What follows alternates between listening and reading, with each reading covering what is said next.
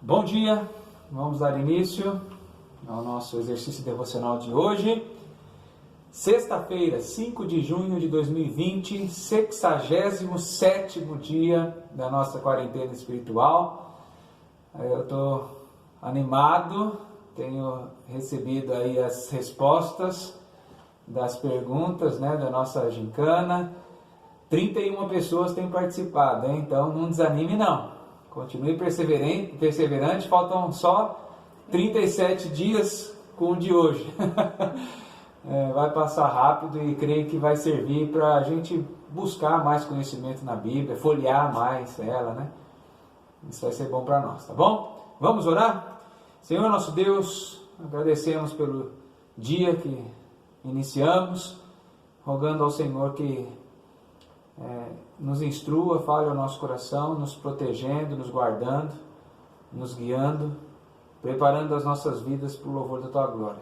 No estudo da Tua palavra agora, pedimos que o Teu Espírito fale ao nosso coração, nos instruindo diante da nossa limitação, a fim de que tenhamos a mente e o coração agora apreendidos pelo Senhor e dispostos, com muito prazer, a abrir a Escritura Sagrada e nos aprofundarmos nela. Nos abençoe agora, Deus, nesse momento, com o perdão dos nossos pecados, nós oramos no nome de Jesus. Amém. Amém. Vamos lá. Terceiro dia que nós estamos tratando dos símbolos da fé reformada. Falamos no primeiro dia sobre quem é Deus. No segundo dia, como conhecer esse Deus. E nós vimos ontem, então, como conhecer esse Deus? Através de duas formas, Uma que deixa o homem indesculpável no grande dia da ira de Deus, no dia da volta de Jesus, que é pelas obras da criação. E outro que nos conduz à salvação, que é pela palavra. É o entendimento da palavra, a palavra que nos faz observar que estávamos mortos em delitos e pecados e que temos a redenção exclusivamente pelo sangue de Jesus vertido na cruz, nos elegendo, nos vivificando, escolhendo um povo para fazer parte desse reino sem mérito algum humano. Hoje, o terceiro artigo da Confissão Belga diz sobre essa palavra de Deus, então. Veja que um assunto vai puxando o outro. Não está jogado a esmo. Um vai puxando o outro. Falamos sobre o conhecimento de Deus, como conhecer a Deus, dentre as duas maneiras, a da palavra e hoje a palavra de Deus. Tá bom? Vamos lá. Eu vou ler a confissão e o artigo 3 é um pouquinho maior do que o artigo 2, para não fazer toda a leitura e depois voltar para pontuar algumas coisas que eu achei interessante. Eu vou ler uma parte, um parágrafo, são 3 parágrafos. Eu já vou tentar fazer um breve comentário daquilo que eu acho interessante. E é bom nós tentarmos perceber como na época, 1561, essas pessoas estavam vendo e lidando com as coisas concernentes na sua época, Porque a confissão nada mais atesta daquilo que eles estavam vivendo na época e precisavam defender a fé. Artigo 3, defesa sobre a palavra de Deus. Então pensa que naquela época alguns já insinuavam haver outra fonte de instrução além da palavra de Deus. É esse detalhe que nós precisamos estar atentos. Não é só hoje nos nossos dias. Naquela época também. Então eles escreveram a seguinte frase: confessamos que a palavra de Deus não foi enviada nem produzida por vontade humana. Ou seja, o homem não acrescenta nada nem escreve nada. Entretanto, homens santos, e santos aqui não são pessoas que foram imaculadas, sem pecado, sem manchas, foram homens separados, porque santo quer dizer separado para um determinado fim, no caso aqui para o uso de Deus, necessariamente em se tratando de falar aquilo que Deus queria dizer, Eram os profetas, a boca de Deus, é isso que eram os homens santos. E continua dizendo, falaram da parte de Deus, movidos pelo Espírito Santo. Bom, ainda não estou dizendo aqui na confissão, não está sendo dita ainda a escrita da palavra, mas a oralidade dela, como ela foi pronunciada. Tá? Por enquanto, o primeiro parágrafo é sobre isso. Então, homens santos falaram, ainda não escreveram, falaram da parte de Deus, movidos pelo Espírito Santo, os profetas. E Pedro, na sua segunda carta, ele nos lembra disso. Letícia, lê para nós 2 Pedro 1:21. Porque nunca jamais qualquer profecia foi dada por vontade humana. Entretanto, homens santos falaram da parte de Deus, movidos pelo Espírito Santo. Então veja que toda a confissão, isso que é bonito, né? Não é como alguns fazem por aí, nas suas denominações e nas suas confissões. Eu acho que Deus pensa assim. Eu acho que Deus faria assim porque ele não seria injusto, tentando qualificar Deus dentro da justiça humana. Não. As confissões reformadas, elas buscam exatamente textos bíblicos para serem pautadas. Então, 2 Pedro, praticamente foi citado 2 Pedro aqui, né? Então, Deus separa homens, santifica homens, ou separa, para cada função. 1 aos Coríntios 12, 4 a 11, é aquele texto que vai falar sobre os dons espirituais, e fala que o próprio Espírito concedeu dons diversos a diversas pessoas, não necessariamente o mesmo. Uns para profetas, outros para apóstolos, outros para pastores e mestres. Enfim, a multiforme graça de Deus através dos dons. Então não é todo mundo que vai ter profecia. Como eu ouço hoje em algumas igrejas, quem tem profecia aí? Como se fosse algo assim, sai da sua cabeça aí alguma frase aí. Alguém tem alguma profecia? Então veja que loucura que muitas denominações cometem. Quem tem profecia aí? As profecias foram homens separados por Deus e que falaram, está lá no passado, não tem mais. Se existem novas profecias, então essa profecia aqui está obsoleta? Então essa profecia aqui está ultrapassada? A ponto de ter que ter novas profecias hoje? Então, eu acredito que alguém chegue para mim e diga assim, olha, eu tenho uma profecia de Deus para a tua vida. E eu estivesse passando um problema muito difícil, precisando de consolo, aí essa pessoa dissesse para mim assim, eu tenho uma profecia de Deus para a sua vida, o Senhor é o teu pastor e nada te faltará. Isso aí para mim é ótimo ouvir. Agora eu tenho uma profecia para a tua vida, olha, eu vi a nuvem, e a nuvem me informou, Deus me falou através de um desenho que eu vi na nuvem. Sai fora, porque isso não é de Deus não, viu? A profecia, homens santos já falaram, não falam mais, já falaram da parte de Deus, e o segundo parágrafo do artigo 3 da Confissão Belga fala então da escrita agora. Depois Deus, por seu cuidado especial para conosco e para com a nossa salvação, mandou seus servos, os profetas e os apóstolos, escreverem, agora vem a escrita. Não só falaram, foram separados para serem boca de Deus, isso no tempo dos profetas principalmente, mas dos apóstolos também. Depois ele separou alguns para escrever sua palavra revelada. Por exemplo, a Lê vai ler para nós Êxodo 34, a Eliette vai ler para nós Êxodo 34, 27, e a Lê depois vai ler Salmo 102, 18. Disse mais o Senhor a Moisés: escreve essas palavras, porque segundo o teor destas palavras, fiz aliança contigo e com Israel. Isso, então Deus manda escrever. Não é o homem, eu vou escrever alguma coisa aqui. Salmo 102, 18. Ficará isto registrado para a geração futura, e um povo que há de ser criado louvará o Senhor. Presta atenção, lê de novo, Lelê. Não é que ela leu errado, não. Não é que ela leu registrado e é registrado. Não é isso, não. É porque tem uma palavra fundamental para desbancar qualquer novo profeta que se autodenomine hoje. Presta atenção, Salmo 102, 18. Ficará isto registrado para a geração futura. Vai ficar registrado para quem? Para a geração futura. Então quer dizer que as profecias para nós já estão registradas. É para a nossa geração, para as futuras daquela que no ano que foi escrita. E tem pessoas querendo trazer novas revelações. É por isso que existe um monte de denominação. Alguém já diria, por que tanta denominação se somos todos evangélicos? Somos todos evangélicos, um modo de dizer, mas não somos todos servos do mesmo Deus. Não seguimos todos ao mesmo Deus, ao mesmo Senhor. Tá? Então é bom nós pensarmos nisso, e a Confissão Belga já estava dizendo isso lá atrás, 1561. Depois Deus, por seu cuidado especial para conosco e para com a nossa salvação, mandou seus servos, os profetas e apóstolos, escreverem sua palavra revelada. Palavra revelada de Deus, então, não é de novo apóstolo, de novo profeta, é a Bíblia, a palavra revelada.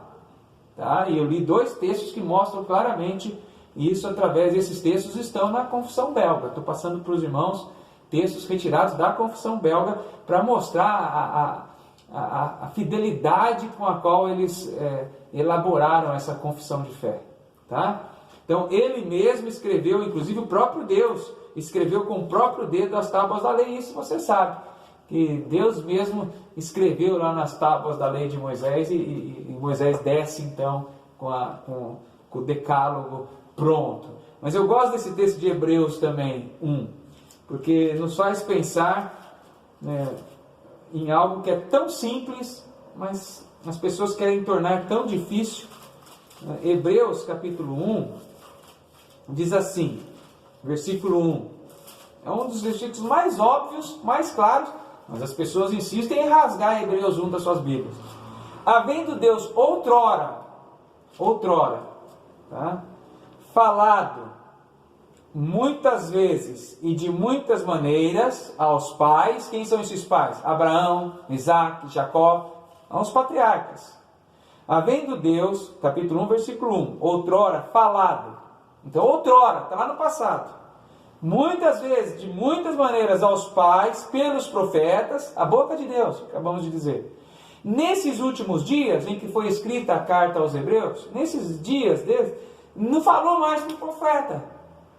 Está lá, nos falou pelo Filho, a quem nos constituiu herdeiro. Então veja que na época de Jesus, não deveria existir outra forma de revelação, a não ser o próprio Senhor Jesus. Depois dele vieram os profetas. Hoje não há mais necessidade, porque já foi fechado o cânon bíblico.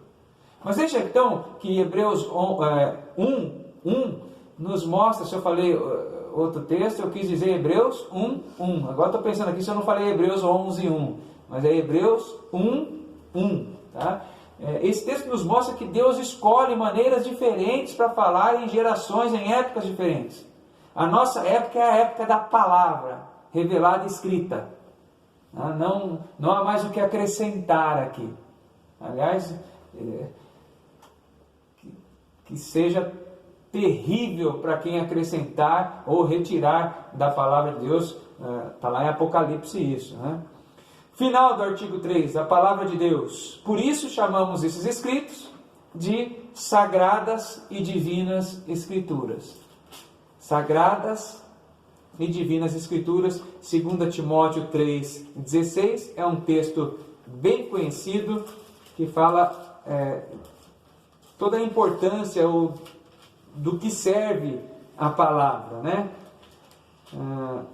2 Timóteo 3,16 diz assim: toda a escritura é inspirada por Deus e útil para ensino, repreensão, correção e educação na justiça, a fim de que o homem de Deus seja perfeito e perfeitamente habilitado para toda boa obra. Eu chamo a atenção dos irmãos aqui.